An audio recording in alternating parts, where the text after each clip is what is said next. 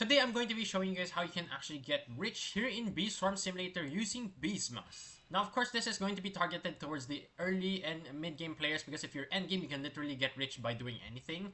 So for this I'm going to be giving you guys the most basic guide to Beesmas, and there are actually a couple of things that you should be doing right now so that you can actually maximize the event itself. The first thing that I want you guys to do once you guys do log onto the game is try and complete Mother Bear's quest. Now, Mother Bear's Beesmas quest is going to be very important because you actually unlock the gingerbread house.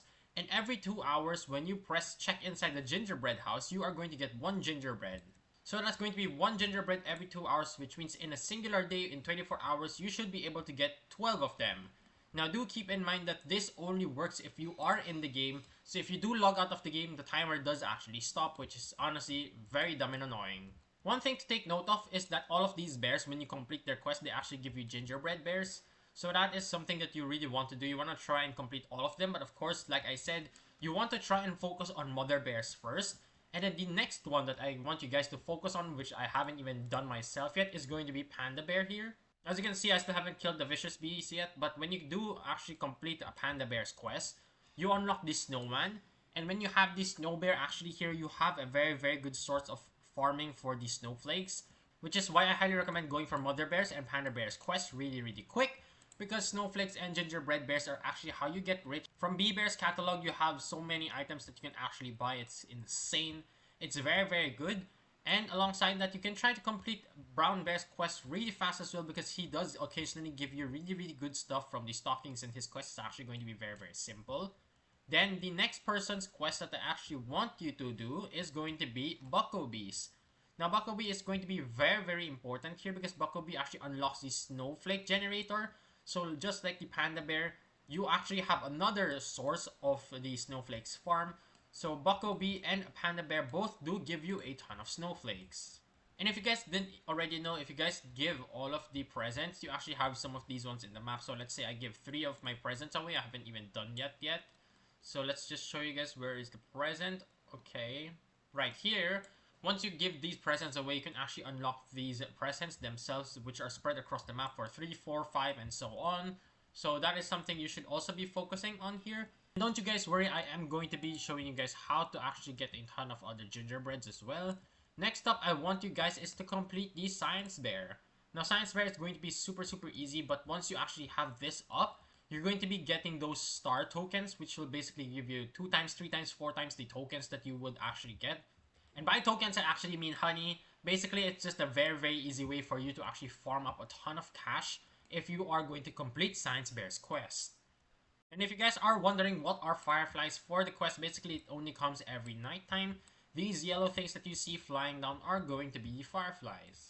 And as you can see right here, it's going to be the Inspire tokens that you get from the Science Bear's quest. That is actually what I meant, so that you can get 2 times, 3 times the amount of pollen or honey that you actually get. Next way to actually get a ton of gingerbread bears is going to be from mob runs. Now, killing the werewolf and spider actually have a very high chance of dropping you 1 gingerbread. Don't forget, every single one of these mobs actually have a chance, and it's actually going to be very important if you guys have a gifted vicious bee here. Because if you have a gifted vicious bee, you basically have a 15% less monster respawn time. Now, other mobs that can give you, of course, a ton of gingerbread bears is going to, of course, be the king beetle. King beetle can give you 5. Coconut crabs can also give you 5. And of course, the stump snail is going to be very reliable source. It's basically guaranteed a ton of gingerbread bears, star jellies. But of course, it is the most time consuming and the hardest one to do, because it literally has 30 million HP. So if you guys don't have high level bees, it's going to take you a very long time. Now, there are, of course, some other quests that you want to complete because they're going to give you a lot of rewards. But trust me on this, guys, some of these quests are actually going to be ridiculously difficult for beginners, such as the stick bug. There is, of course, going to also be some bees up there. I forgot the name of it, but basically that is the hardest Beesmas quest in the entire game. I don't recommend doing that at all if you guys are just starting the game. Actually, Riley Bee's quest is also very solid because you can actually start stacking up some waxes. And you're going to need a lot of caustic waxes and also the swirled waxes if you guys are trying to play this game on the long run, because that is the only way you're going to be buying the best weapon for your respective hive colors. And so now that we have discussed on how to actually get rich, what should you actually be buying from Bee Bear's catalog? Now, of course, the first thing you want to be buying is going to be the present, because this is literally going to give you so much benefit anyway. The buffs just last through the entire event, so I highly recommend going for that. this Winter Winds bundle is going to be okay. It's not really that great. But one of these guys have a quest actually of using 100 of these. Let me show you guys. So as you can see here, Bucklebee actually requires you to use 100 Cloud Vials. So if you guys are running low, you can of course try this. But of course, spawning the Windy Bee will also give you these Cloud Vials anyway. This one is actually not bad. Although I wouldn't really recommend going for it anyway. Of course, if you guys are going for glitters, this is a solid one. You do get glitters from that. But the Festive Fun Pack is actually very good. Festive Planters are ridiculously good during Beesmas, so I highly recommend going for those. These other stickers and equipments are optional. You guys don't really need to go for those, but they are of course going to be very, very helpful anyway. And as far as I remember, the reindeer bundle is actually not that bad anyway. This Turpentine pack is of course going to be very, very much wanted by those endgame players.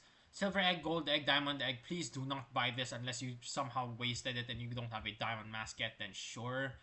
But it's not really that optimal, guys. Make sure you guys don't spend your Diamond Eggs so randomly. Mythic Eggs, I'm actually not sure if I would recommend people buy that. Of course, me, myself, I won't be buying that. It's useless. But for other players, maybe. Gifted Mythic Egg is, of course, going to be very solid, though. This one, it doesn't matter where you are in the game. It's very good. Star Treat, of course, one of the best values in this entire catalog. Same thing for the Super Smoothies. This one, I'm actually unsure with both of these buffs.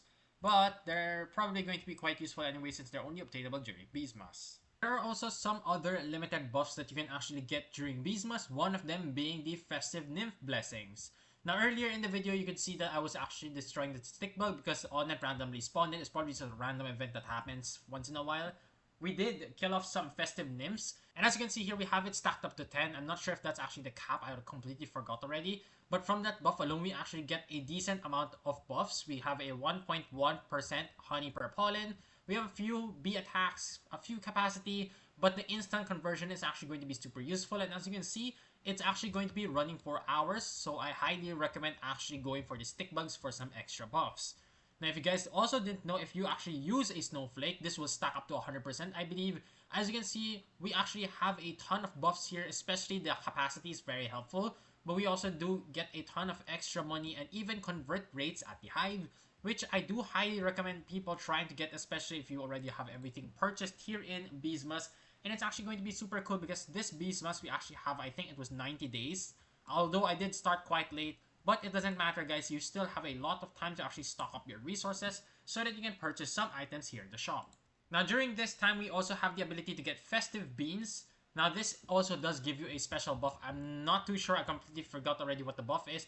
But if we plant on a Festive Bean, it's similar to this Festive Nymph Blessing. We actually do get another buff, which is going to be super, super useful. And that is pretty much the entire guide for Beesmas. It's actually a very, very simple event, guys. Just complete the quest and spend your resources wisely. And make sure you guys do subscribe to the channel for more future guides.